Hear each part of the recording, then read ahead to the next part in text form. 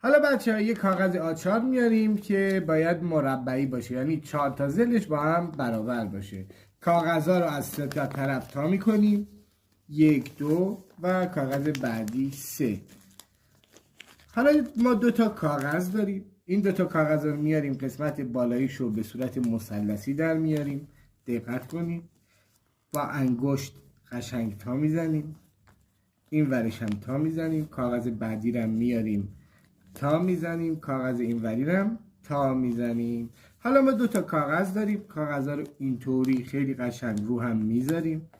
اولی رو تا میزنیم، بعد بعدی رو تا میزنیم، بعد کاغذ سومی رو. و نکته مهمش اینجاست که این کاغذ چهارم که میخوایم تا بزنیم باید نوک این بالایی رو بیاریم از این پایین. خوب دقت کنید، از این پایین میذاریم تو. حالا ما اینجا یه کارت اسکوید گیم داریم. دن دن دن.